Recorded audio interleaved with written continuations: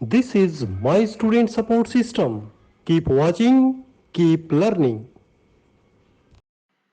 Assessment of pen.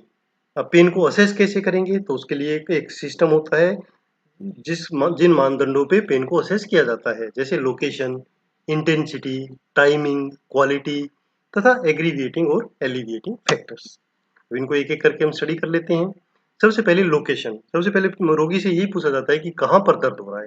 तो इसके लिए एक बॉडी की एक पिक्चर ली जाती है। रोगी को कहते हैं कि इसके ऊपर आप शेड कर दीजिए, निशान लगा दीजिए जहाँ जहाँ आपको पेन हो रहा है।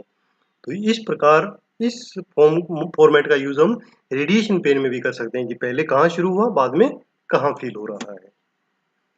इसके अलावा इंटेंसिटी कि दर्द की तीव्रता कितनी है।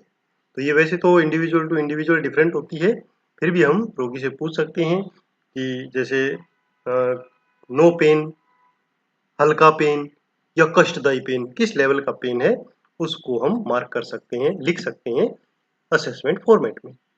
इसके अलावा टाइमिंग। इस पैरामीटर के तहत जो नर्स है वो रोगी से पूछती है कि दर्द की शुरुआत किस समय हुई, कितने लंबे समय से है और कब कब वो ज्यादा होता है, मॉर्निंग में, इवनिंग में, दोपहर में। तो उसका एक रिदमिक पैटर्न का जो बदलाव होता है पेन के सेंसेशन में, तीव्रता में, वो हम पूछ के फॉर्मेट में लिख लेते हैं। इसके अलावा क्वालिटी।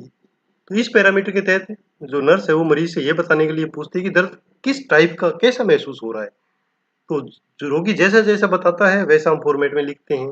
अगर रोगी कुछ नहीं बता पा रहा है तो उसे पूछते हैं कि जलन जैसा दर्द, थ्रोबिंग पेन या छुरा घोंपना जैसा पेन। तो ऐसे शब्दों से हम थोड़ा उससे पूछ सकते हैं, तो वो बता देगा कि किस टाइप का पेन।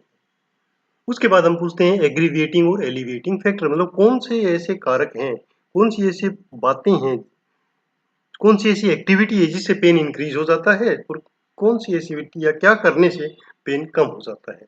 वो भी हम अपने असेसमेंट फॉर्म में लिखेंगे। उसके बाद शुरू होता है पेन मैनेजमेंट। दर्द प्रबंधन दर्द से राहत देने के लिए और रोगी को आराम देने के लिए एक प्रक्रिया है। यह रोगी की देखभाल का एक बहुत ही अनिवार्य हिस्सा होता है। दर्द प्रबंधन के लिए हम दो प्रकार की रणनीतियां अपनाते हैं, फार्मेकोलॉजिकल मतलब दवा देकर और non pharmacological management. Pharmacological management में बहुत सारी ऐसी मेडिसिन हैं जो डॉक्टर्स लिखते हैं, जो हेल्थ केयर प्रोवाइडर हैं वो लिखेंगे और उनके लिखे अनुसार ही निश्चित डोज, रूट, उसी हिसाब से ही ये दवाइयाँ दी जानी चाहिए। बिना डॉक्टर की सलाह के किसी भी टाइप की इवन पेन मैनेजमेंट की मेडिसिन नहीं ली जानी चाहिए। नॉन फार्मेकोलॉजिकल जो मैनेजमेंट है उसमें आता है दवा से हटकर कुछ ऐसी एक्टिविटी करना जिससे पेन कम हो, जैसे मालिश, थर्मल तकनीक, गर्म और ठंडे के अनुप्रयोग, ट्रांसक्यूटेनियस इलेक्ट्रिक नर्व स्टिमुलेशन।